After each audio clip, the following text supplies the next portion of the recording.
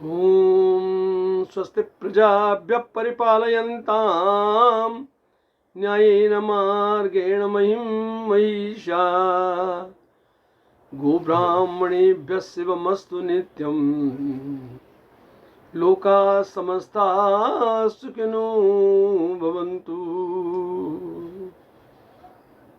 काले वर्षतु पर्जन्यः पृथिवी सस्यशालिनी देशोऽयं क्षोभरहितो ब्राह्मणा सन्तु पारगा। उल्टो देखो यू चलो चल जा। हाँ आवाज जो वहाँ कर दूँ।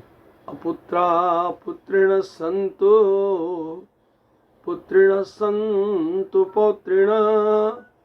अदना सदना सन्तु जीवन्तु सर्वदा सदा। चरितं रघुनाथस्य शतकोटिप्रविस्तरम् एकैकमक्षरं ब्रह्म महापातकनाशनम्। शृण्वन् रामायणं भक्त्या यः पादं पदमेव वा स याति ब्रह्मणस्थानं ब्रह्मणा पूज्यते सदा। रामाय रामभद्राय रामचंद्राय भेदसे रघुनाथाय नाथाय सीताया पतये नमः। बोलो श्री रामचंद्र भगवान की जय। ये देवप्रयाग क्षेत्र है जहाँ अलकनंदा और भागीरथी का बड़ा अच्छा संगम होता है। यह त्रिकूट पर्वत के बीच में बसा है। गद्धाचल, दशरथाचल और नरसिंहाचल। यहाँ दक्षिण वाहिनी गंगा जी बहती है। ऐसा एक क्षेत्र है जो पवित्र धाम भगवान श्री राम का है। ये पहले ही बता चुके हैं। ये देवशर्मा नाम के ब्राह्मण ने तपस्या करके भगवान राम को प्रसन्न किया। भगवान विष्णु ने उन्हें दर्शन दिया था, लेकिन उन्होंने भगवान नारायण से कहा, नारायण मैं तो आपको राम रूप में देखना चाहता था, आप ये चतुर्भुज रूप लेके आए। तब उनसे कहा गया था, भगवान ने कहा चतुर्भुज रूप तो अब आ चुका है, पर इस पर राम का श्रृंगार होगा और कलयुग में लोग इसी का पूजन करेंगे। आज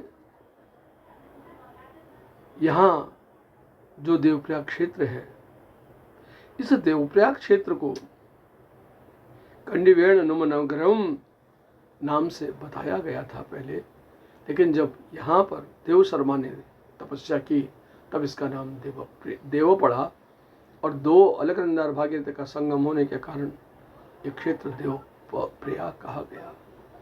प्रयाग तब होता है जब संगम होता है। यह पवित्र क्षेत्र जो था 8वीं शताब्दी में शंकराचार्य जी यहाँ आए। कई सौ वर्ष पूर्व ब्राह्मण परिवारों के पूर्वज भी यहाँ आए, ऐसा बताया जाता है। वो यहीं बस गए। इस क्षेत्र में 8वीं शताब्दी में की ये जो घटना है, जब उन्होंने यहाँ भगवान का श्रृंगार किया और देवप्रयाग का महत्व बताया, उस वक्त यहाँ का महत्व बढ़ने लगा। यहाँ पे क्षेत्र में पिंडदान का ज़्यादा महत्व था, क्योंकि गंगा जी यहीं से बनती थी। भगवान का दर्शन और पिंडदान का महत्व ये बड़ा, ये अच्छा यहाँ संगम बना है इस चीज़ का। धीरे धीरे क्षेत्र बढ़ता गया और इसकी महिमा बढ़ती गई। दक्षिण भारत से क्या पूरी दुनिया से लोग इस देवप्रयाग क्षेत्र में दर्शन करने को भगवान राम के आने लगे। 14वीं शताब्दी में क्या हुआ, गढ़वाल नरेश अजयपाल थे। उन्होंने दक्षिण से ब्राह्मणों को बुलाया और आमंत्रित किया। किसके लिए? भगवान राम की पूजा के। तब से यह परंपरा चलने लगी इधर से, और इधर बड़ा पवित्र स्थान जो देवप्रयाग था अब बहुत ऊपर बढ़ने लगा।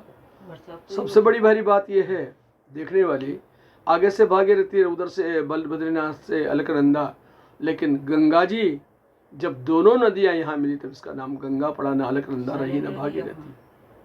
ऐसे दिव्य क्षेत्र में यहाँ पे बहुत सारी चीज़ें हैं। पहली बात, ये पवित्र क्षेत्र जो था 12 महीने होते हैं।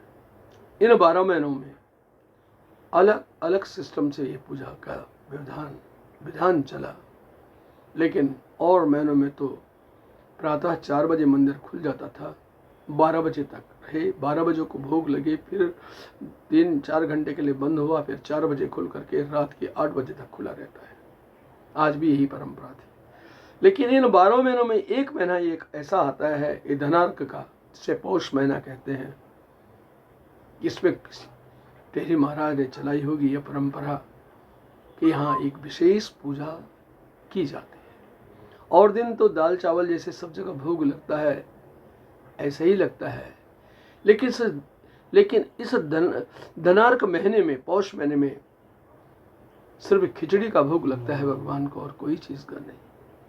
सुबह प्रातः काल भोग लगता है, और उसके बाद भगवान की विशेष पूजा महापूजा के नाम से प्रसिद्ध है, जो यहाँ की जाती है। गांव के लोग, बाहर के भी लोग इस पूजा को देखने को आते हैं।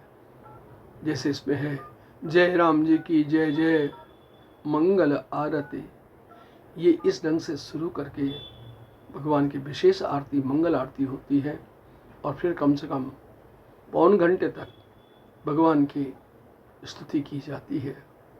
वो ढोलक के साथ, तालों के साथ बजकर के होते हैं, सभी लोग गाते हैं यहाँ की परंपरा में। फिर मूर्ति का भोग लगाया, दोबारा लोग उसको रेवड़ी से, गुड़ और तिल से भगवान का भोग लगाते हैं। प्रातःकाल तो पहले खिचड़ी का और दोपहर को इसका भोग लगता है। ये परंपरा आज सदियों से चली आ रही है, आज की नहीं है। आज तो 22वीं सदी तक सोच लो, 14वीं सदी से ये प्रारंभ हो करके यहाँ तक चली। पहले 8वीं शताब्दी में शंकराचार्य जी ने भी कोई ना कोई प्रथा यहाँ चलाई। आज भी इस भगवान भगवान राम के जो परिक्रमा है, वहाँ खुदे हुए अक्षरों से, लिपियों से, ब्रह्मलिपि से पता चल जाता है कि यह कब से यहाँ पे पूजा का कार्यक्रम बना। दूसरी बात यह है कि इस क्षेत्र में जो ये महापूजा है 1 महीना चलती है। ये धनार्क जिस दिन होता है, धन राशि पे जिस दिन सूर्य आता है, उस दिन से लेकर के ये समझ लो कि 14 तारीख दिसंबर से लेकर के, और 14 तारीख मकर संक्रांति जिस दिन आएगी, चाहे वो 14 को आए, 15 को आए, एक दिन पहले, मकर संक्रांति के एक दिन पहले तक ये पूजा, महापूजा का विवरण रहता है। और इन दिनों 9 से 12 तक ही 9 बजे भोग लग करके दरवाज़ा बंद हो जाता है। ये पूजा भगवान रामचंद्र जी के बाल रूप से लेकर के और रावण के वध तक कर का वर्णन आता है। उसमें लोग बाल रूप में दिखाई देता है प्रभु का चरित्र कैसा है, प्रभु कैसे हैं, प्रभु का कार्य क्या है, प्रभु कैसे यहाँ लोगों का कल्याण करते हैं।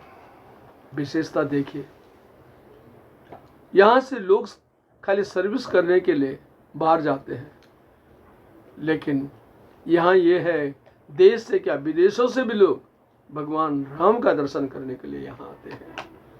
आनंद रामायण, वाल्मीकि रामायण और अन्य भी कई रामायण हैं जिनमें भगवान राम का विशेष चरित्र बताया गया है। ब्रह्म हत्या के बाद में तो राम स्वयं इधर आए, लेकिन मूर्ति उससे भी पहले यहाँ स्थापित हो चुकी थी। मूर्ति का विशेष महत्व ये है कि न तो यह कोई शिला किसी ने उठा के रखी है, और न ही किसी ने बनाई हुई मूर्ति को यहाँ स्थापित किया। ये तो देव शर्मा के स्वप्न में जैसे भगवान ने कहा और सामने प्रत्यक्ष होकर दर्शन दिया, वो छाप जो है पत्थर पे रह गई, और फिर दक्षिण भारत के कारीगरों ने जाके उसको वैसे ही काट दिया। उस पत्थर को बीचों बीच खड़ी है, लाखों आदमी अगर हिलाएंगे तो हिलेगी नहीं मूर्ति। ऐसे भगवान राम का ये, और सारे देवप्रयाग के नहीं बल्कि पूरे दुनिया में से जिसने तीर्थ यात्रा की, पहले देवप्रयाग आने का उनका वर्णन रहता है। महापूजा ये है, आदमी अपनी श्रद्धाओं के साथ, अपने विचारों के साथ, अपने मन के साथ उस परमात्मा की अनुभूति के लिए उनकी पूजा करता है। और तब मन में जो कल्पना लेके आते हैं, जो इच्छाएं लेके आते हैं, उनका ध्यान करता है।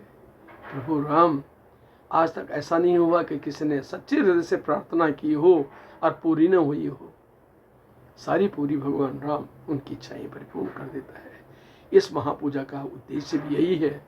दूर दूर देशों तक इस महापूजा का विशेष बल एक खराब न हो और सबके हृदय में भगवान राम की स्थापना हो, सब आनंदमय हो, सब परिवार सुखी हो, सबके कष्ट दूर हो जाए।